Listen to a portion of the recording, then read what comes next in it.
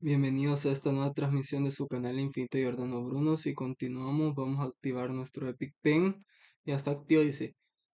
¿Cuáles son los tipos de las dos formas de calificar los tipos de algoritmos? Una es según su expresión y otra según su ejecución. ¿Cuáles son los tipos de algoritmos según su forma de expresión? Narrativos, pseudocódigos y diagramas de flujo. ¿Cuáles son los algoritmos narrativos? Son los descritos en el lenguaje natural.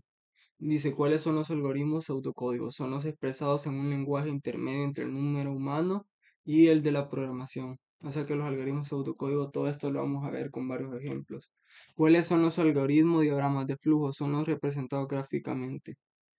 La 27 nos dice, ¿cuáles son los algoritmos secuenciales? Son los que se ejecutan paso a paso.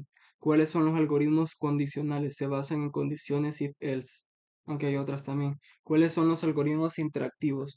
Y dice, son los que se repiten hasta cumplir una condición. 30. ¿Cuáles son las partes que se debe considerar de un algoritmo? Una descripción de los datos que serán manipulados. La segunda es una descripción de acciones que deben ser ejecutadas para manipular los datos.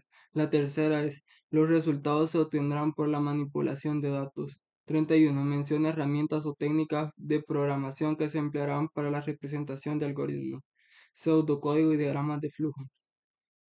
32. ¿Qué son los identificadores? Son los nombres que se le asignan a los objetos, los cuales se pueden considerar como variables o constantes.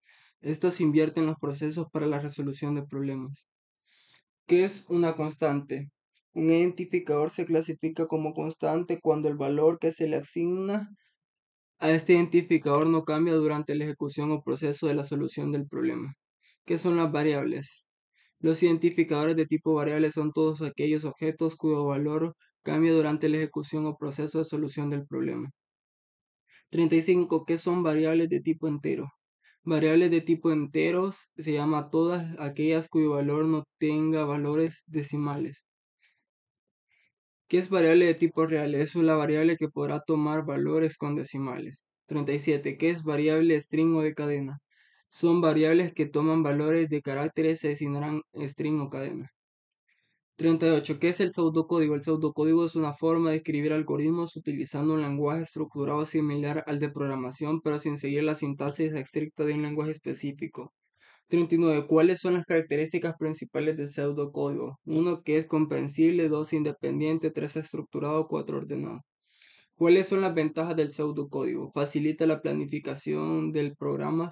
2. Permite detectar errores antes de programar. 3. Es útil para explicar algoritmos sin necesidad de programar. 41. ¿Cuáles son los elementos del pseudocódigo? Inicio, fin, entrada, procesos y salida. 42. ¿Cuál es el ejemplo de estructura básica del pseudocódigo? Inicio, este es un ejemplo, y dice escribir hola nombre, leer nombre, y introduce tu nombre, y luego escribir hola nombre y utilizar la variable nombre y se termina con fin.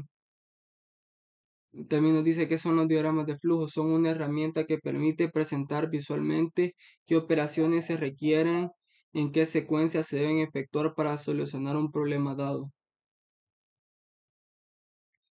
También dice cuándo se empieza a dibujar los diagramas de flujo. Los diagramas de flujo se empiezan a dibujar antes de comenzar a programar el código fuente.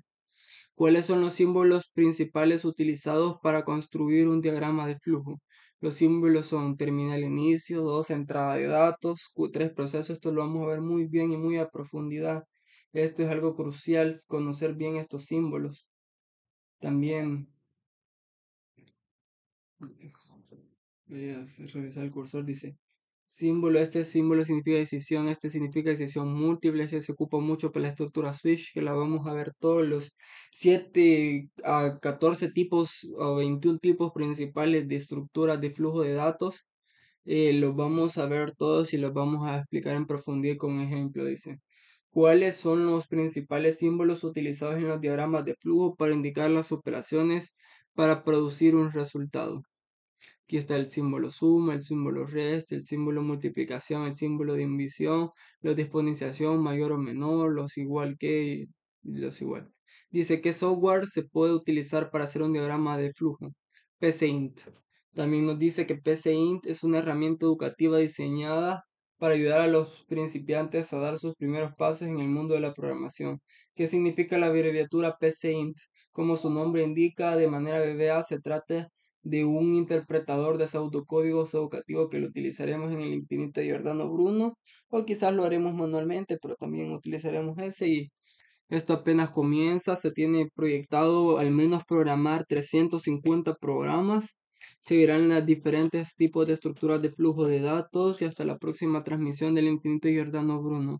Puedes apoyar increíblemente este canal con el hashtag esto lo resolvemos entre todos, y si tienes la voluntad de ayudar puedes apoyar desde un centavo, desde un centavo donando a los diferentes medios que están en la sección de publicaciones de este canal. Hasta la próxima.